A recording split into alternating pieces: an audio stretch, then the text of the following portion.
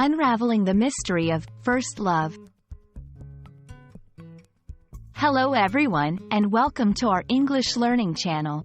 Today, we're diving into a very special phrase that often pops up in songs, movies, and novels. First love. We'll explore what it means, why it's significant, and how you can use it in a conversation. So, if you're ready to add a touch of romance to your English vocabulary, let's get started. The term, first love, refers to the very first time someone experiences the feeling of true love. It is often regarded with nostalgia and is considered a memorable event in one's life.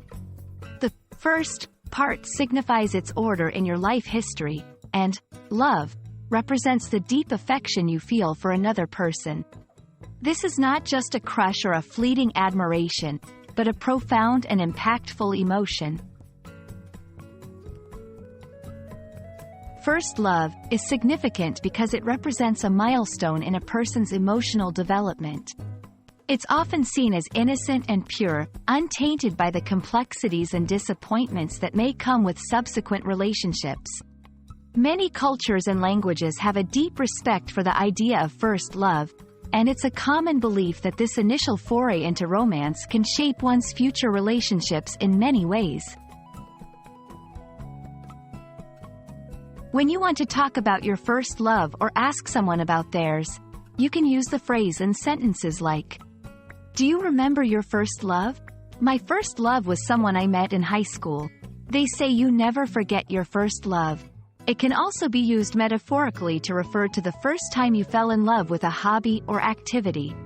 Soccer was my first love before I got into basketball. First love has been the theme of countless works of art. Songs and movies often use this phrase to evoke a sense of nostalgia and the bittersweet memory of young love.